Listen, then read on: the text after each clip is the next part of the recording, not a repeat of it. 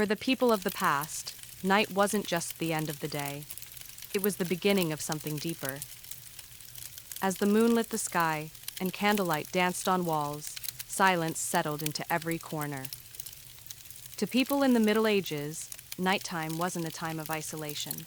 It was sacred, quiet, and often filled with moments of reflection, prayer, and pause. For us today, sleep is a single block. We sleep once, straight through the night. But in the past, it wasn't like that at all. Back then, people slept twice a night. It was normal, expected, even healthy. They would fall asleep in the early evening, wake up for an hour or two in the middle of the night, and then go back to sleep until morning.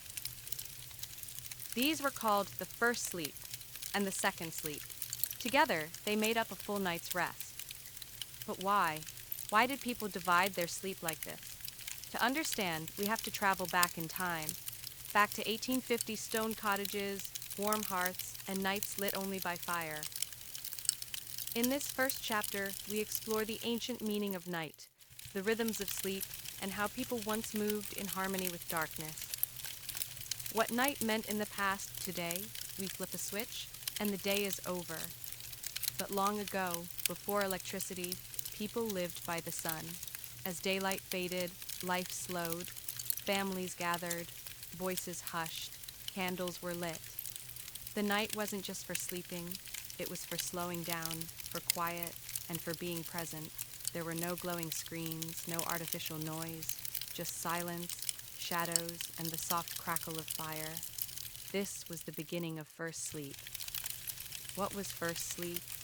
Historical records from the Middle Ages speak often of the first sleep.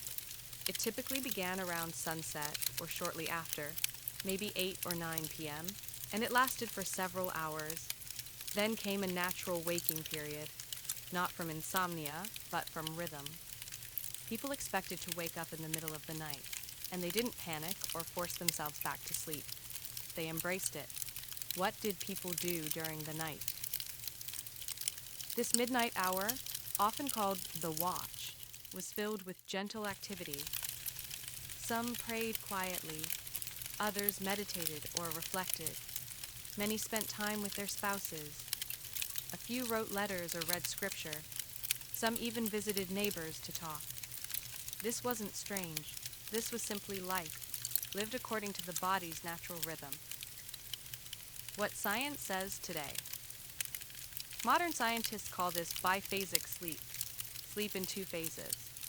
In experiments, when people are removed from artificial light and allowed to follow natural cycles, they naturally begin to sleep in 2 chunks, just like our ancestors. It seems that sleeping twice at night is biologically natural. Evidence from history, writings from 16th century doctors, monks, and authors all mention the 2 sleeps. One letter from the 1500s says, "I rose from my first sleep, lit the candle, said my prayers, and returned to my second sleep." It was that common, that normal. How this practice was lost. So what happened? As the world changed, with the Industrial Revolution and the arrival of electric light, our nights changed too. We no longer allowed our bodies to rest in 2 halves. We compressed the night. We stopped listening to our internal clock, a forgotten rhythm. But maybe even today, when you wake up in the quiet of the night, you're not broken, you're remembering, you're hearing echoes of a rhythm that once guided millions. The fire is soft, the house is still, the night welcomes you back. First sleep, then the watch, then second sleep. A peaceful ancient rhythm, one we once knew, one we may still carry within us. Daily life between sleeps. When people awoke after their first sleep, they didn't rush back to bed. They had time. Time that was calm, unhurried, and accepted. Many people used this midnight hour for spiritual devotion. They would light a candle, kneel, and pray quietly in the stillness of the night. Others wrote letters or reflected on dreams they had during their first sleep. Some tended to animals, quietly checking on the livestock. And among married couples, this hour was often intimate, a time of connection, both emotional and physical. Doctors and clergy from that era even recommended this as the best time for closeness between spouses, saying the body was calm, the mind at ease. Historical evidence, letters, books, and diaries. We know this wasn't rare because people wrote about it all the time. A 1480 French medical text said, "After the first sleep, it is wise to wake, for the body is refreshed and the mind is quiet. Let this time be used for gentle things." English court records mention people meeting quietly at midnight, sometimes even settling legal matters or small disputes before going back to bed. In monastic life, monks regularly woke at midnight for prayers. This wasn't optional. It was part of their sacred schedule. This period was called matins, the night office, and was considered one of the holiest hours. Folklore and village life. In rural areas, this quiet period gave birth to many traditions. Midnight storytelling by the hearth folk medicine rituals, like teas or salves prepared in silence. Dream journaling, guided by beliefs that dreams between sleeps held deeper meaning. In some places, village elders used this time to teach or share wisdom. People didn't fear the night. They moved with it, slowly, rhythmically. Domestic chores and craft work. Some people used the time between sleeps to do quiet chores. Women mended clothing or spun thread by firelight. Men sharpened tools or wrote in journals. Children, if they awoke, were often told stories by their parents or grandparents. There was no pressure to be productive. This was simply a peaceful pause, mental and emotional clarity. Modern studies suggest this quiet hour might have offered mental clarity. With no noise, no distractions, and the body already partially rested, people were often at their most creative, calm, and contemplative. Some of the most thoughtful journal entries from the past come from this midnight window. A different understanding of night. Today, if we wake up at 2 a.m., we feel anxious, thinking something's wrong. But in the medieval world, this was normal. It was even welcome. This time wasn't stolen from sleep. It was a natural part of it. Night wasn't just one block. It was a rhythm. First sleep, the waking hour. Second sleep, a time lost, a rhythm remembered. We may have lost the silence of this sacred hour, but traces remain in our bodies, in our instincts, in the rare moments when we wake in darkness and feel something ancient stirring. Perhaps we aren't meant to sleep straight through. Perhaps we carry the memory of 2 sleeps in our bones. This was part 2 of our journey into medieval sleep. In the next chapter, we'll explore Part 3, the disappearance of segmented sleep, how modernity changed our nights. We'll look at how electric light, factory schedules, and the modern clock erased this natural rhythm, and whether it can still be reclaimed. The rise of the Industrial Revolution. In the late 17th and 18th centuries, the world began to change. Machines, factories, and cities grew. Work no longer followed the sun, it followed the clock. People had to wake early, commute to work, follow fixed schedules. There was no room for waking up in the middle of the night anymore. Sleep had to become one solid block, short, efficient, and uninterrupted. The invention of artificial light. Another key change, electricity. With the invention of gas lamps and later the electric light bulb, people could stay awake long after dark. They no longer had to go to bed right after sunset. Evenings were extended. Nights were pushed back. And so, first sleep disappeared because bedtime started much later. Instead of sleeping from 9 p.m. to 7 a.m. with a break in between, people now tried to sleep all at once, from midnight to morning. It was the death of segmented sleep. Time became rigid. Before, time was natural. It followed the sun, the seasons, and the needs of the body. But with clocks, factories, and train schedules, time became mechanical. Life began to move faster.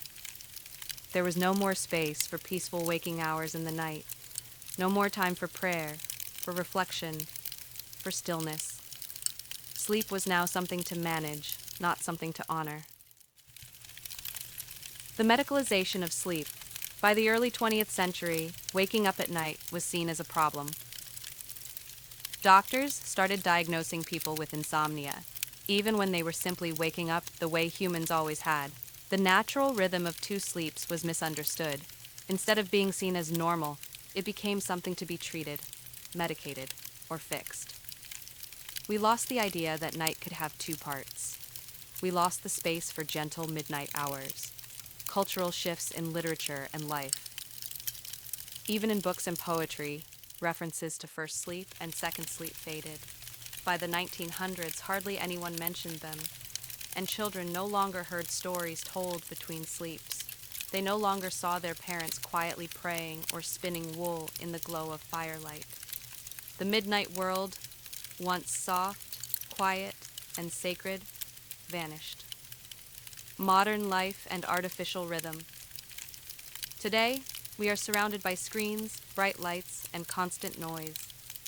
We go to bed later, we wake up tired, and when we open our eyes in the middle of the night, we feel afraid, as if something is wrong. But maybe it's not wrong. Maybe we are simply waking the way our ancestors did. The memory in our bodies. Studies have shown that when people are removed from artificial light and allowed to live by natural cycles, they begin to sleep just like medieval people. 2 segments, a waking hour, calm, peaceful, natural. The memory of segmented sleep still lives within us. Can we return? We may never return fully to the rhythms of the past, but we can learn from them. We can. Dim the lights in the evening. Avoid screens before bed. Create space for quiet rituals. Accept that waking at night is not always a problem, and most of all, we can begin to listen again to the night, to the body, to the old, quiet rhythms. A final reflection. Once, night was soft.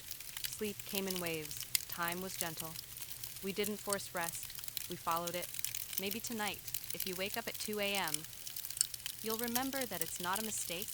It's a memory, a rhythm echoing through time. This concludes part 3 of our series.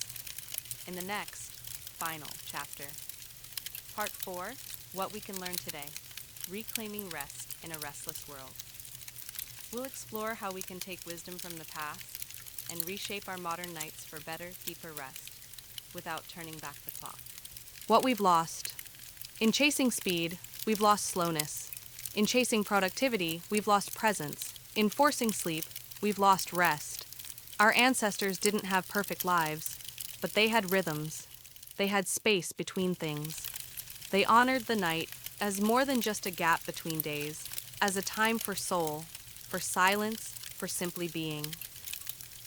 Reclaiming the rhythms. We don't have to live like it's the 1300s, but we can borrow wisdom from those centuries. Here's what we can do, slowly, gently, quietly. Darken your evenings. Let lights dim. Let screens fade. Create a sense of dusk, even in a modern apartment. Let your body remember the sunset signals. 2. Create a gentle bedtime ritual instead of collapsing into bed. Light a candle. Read a book. Listen to soft music. Stretch. Write a journal or simply sit in stillness. Not everything needs to be efficient. Rest is not earned. It's needed. Accept the waking hour. If you wake up at 2 or 3 a.m., don't panic. This might be your natural rhythm returning. Don't fight it. Sit for a while. Breathe. Think. Pray.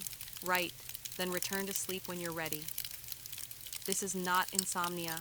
It is ancient. Listen to your body. Let go of rigid schedules when possible. Try to sleep earlier. Try to wake with the light. If your body wants to pause in the middle of the night, listen. We are not machines. We are rhythms. 5. Honor rest in daily life. Rest is not only at night. Take quiet walks. Eat slowly. Sit without a screen. Speak softly. Pause between tasks. Let there be space in your day, like the space between two sleeps. The science is catching up. Modern research now supports what ancient rhythms knew all along. Sleeping in two parts is natural. Waking in the night is normal.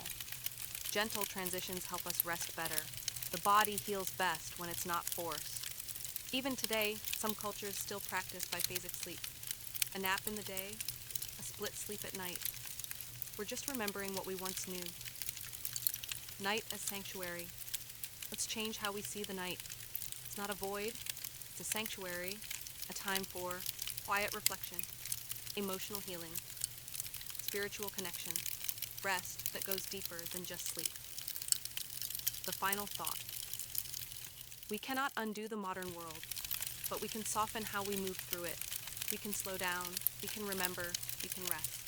And in that stillness, we may hear echoes of the old night, a candle flickering, a prayer whispered, a world asleep, but not lost.